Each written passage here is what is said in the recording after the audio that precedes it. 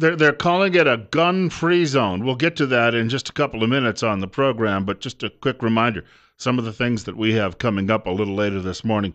Common Core lawsuit filed here in the state of Idaho. We have a guest joining us about 8:45 this morning. He'll be with us until 9 o'clock talking about that lawsuit, what they hope to get. And really what they hope to get is to eradicate Common Core and get it out of local schools. Also, economic news out today, and the economic news looks, well, how shall we put it? Back in 2012, when we were getting very similar news, I used to joke 4 more years, 4 more years, 4 more years, and of course, the drunk went out and voted, and that's what we got. I would hope that people would keep this into account. We'll talk about that a little later in the program as well, but first I wanted to talk a little bit about what happened in Oregon yesterday, and the first thing that I noticed when I was driving home and I was listening to more details, I heard about it before I left the office, but as I was driving home, I heard some details on Hannity's program, and that was that the campus was a gun-free zone.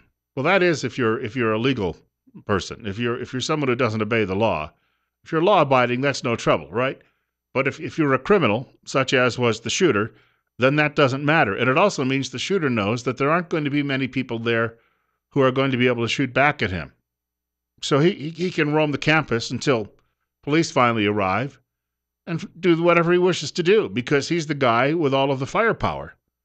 This is a story out of the Oregonian, which is a large newspaper in that state, and it says mass shooting on Roseburg College campus, possible hate crime, draws heavy interest from feds. Well, that's an obvious one. Of course, you're going to have people coming in from the federal government taking a look at all of this, but the possible hate crime aspect, we've been hearing, I assume, as soon as I saw the headline, I assumed that was because the shooter was walking around campus asking people if they were Christians.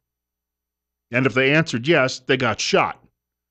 They were either killed or they were wounded in that situation. That should tell us something right there. I'll get into that in a moment, too, as well. But what they're suggesting is it may have another, maybe ethnic motivation behind it.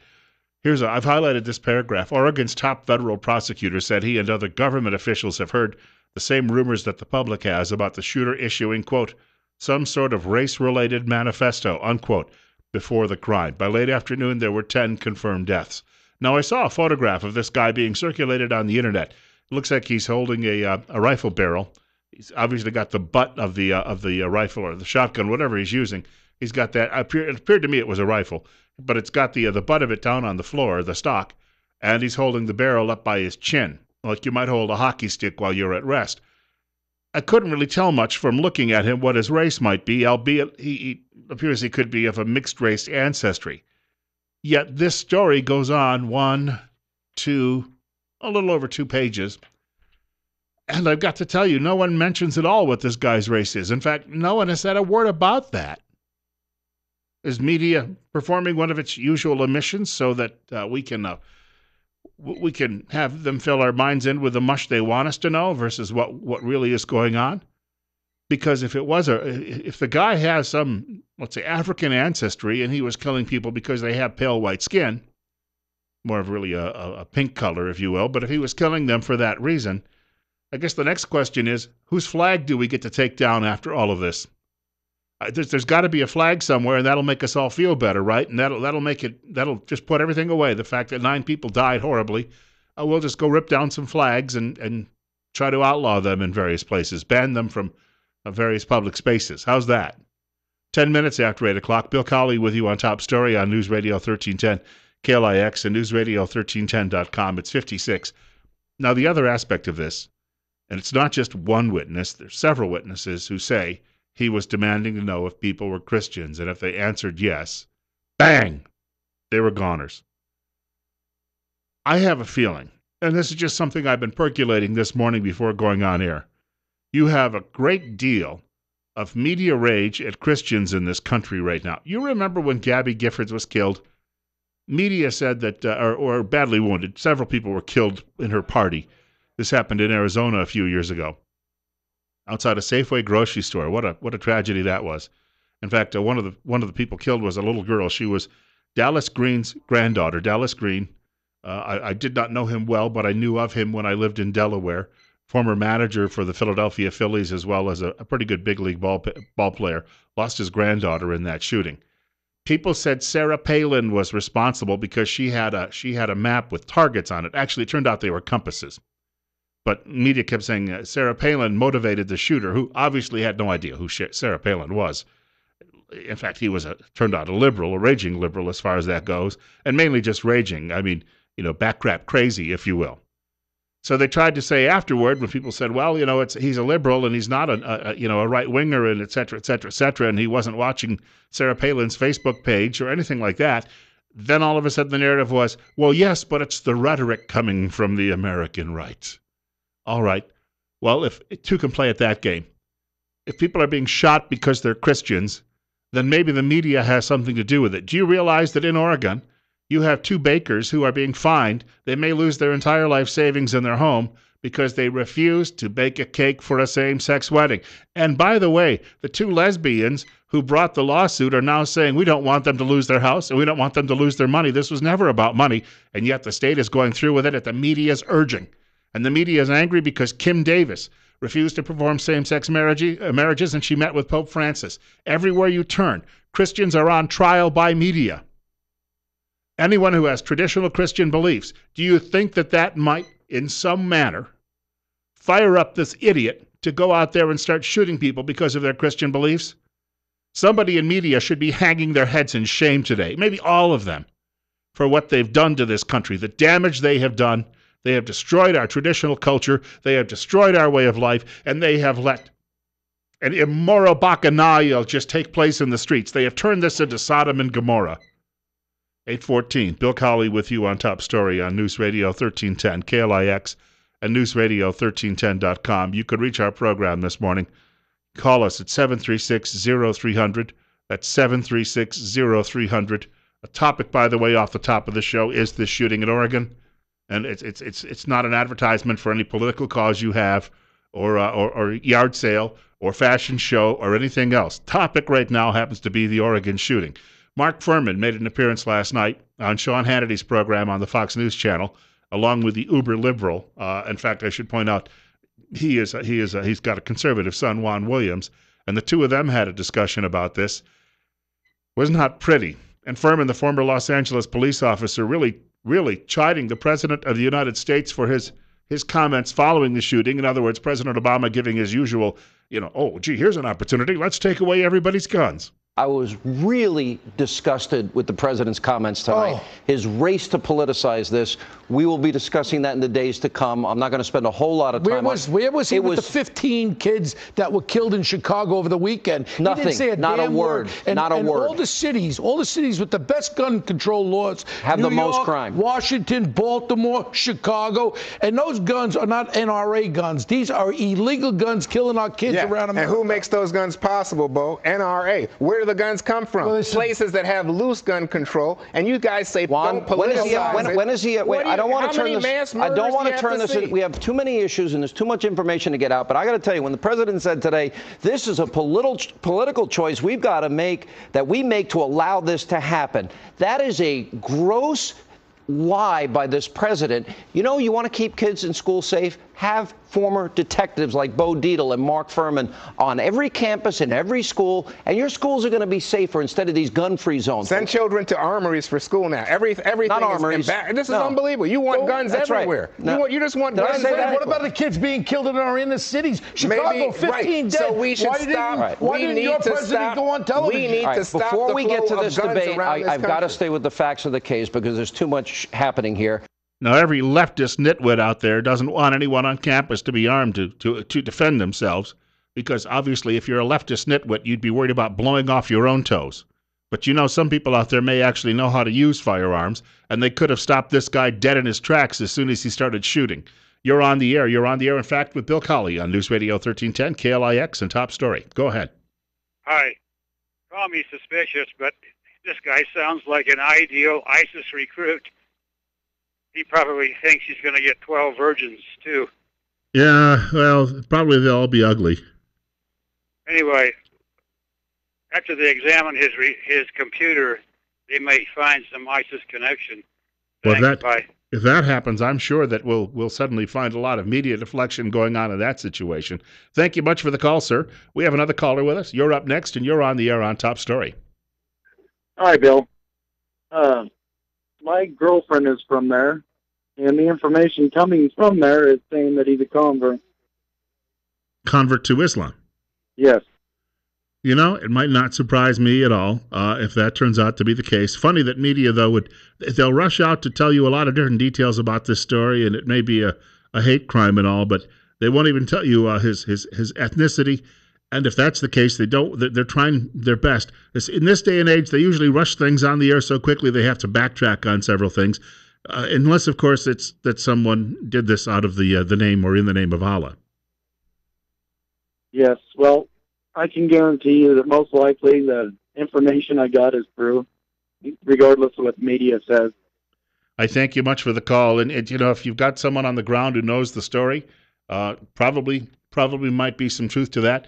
We'll have to wait, as I say, because media is going to sandbag this one as long as they can if it's true.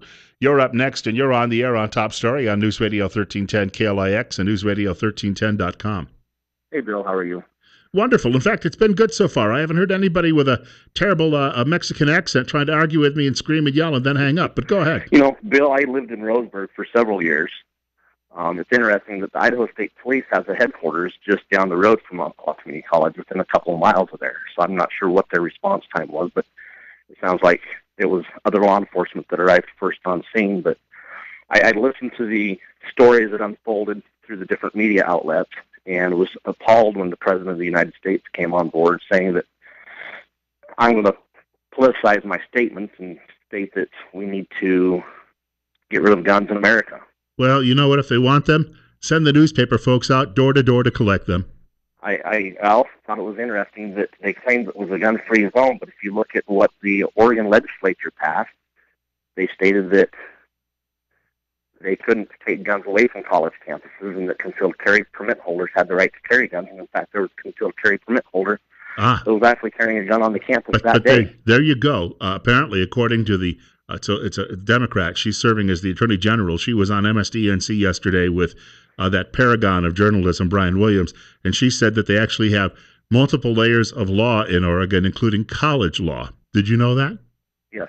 So college law, apparently. I think that if they would have had more armed people carrying a concealed weapon, if that tragedy could have been lessened in the scope that it turned out to be. Well, I will give her credit for one thing. Williams tried to ask about gun control, and she said, I don't think it would make any difference in this situation. It's not relevant to our conversation. Absolutely. Hey, thank you much for the telephone call. 20 minutes after 8 o'clock. I've got more on this, more reaction, in fact, from various people in at least sensible media. And other than, well, if you want to carry Barack Hussein Obama's water, that's one thing. But some people out there actually do feel that they still have a job to do, and that's not buffing the president and fellow travelers every day. 56, Bill Colley with you on Top Story on News Radio 1310 KLIX and newsradio1310.com.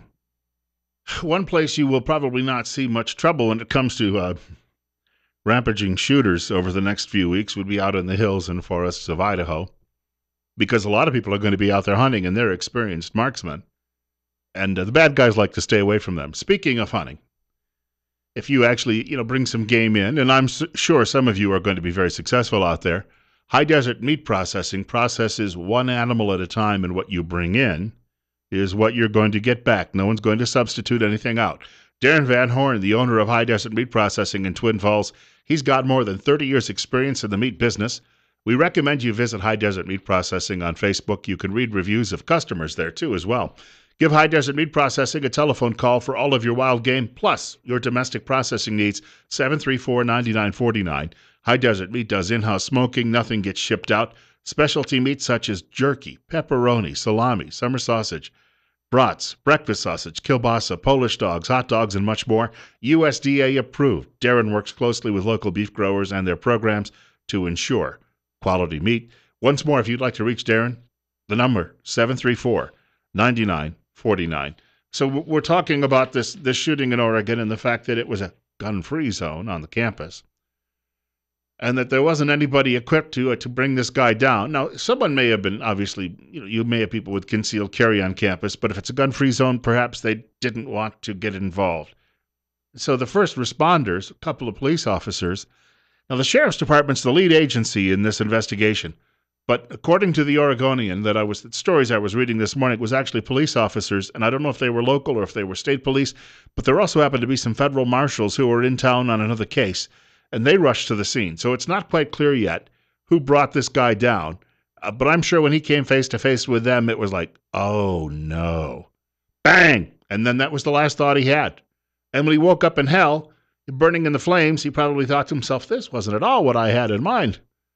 824-55. Bill Colley with you on Top Story on News Radio 1310 KLIX and newsradio1310.com.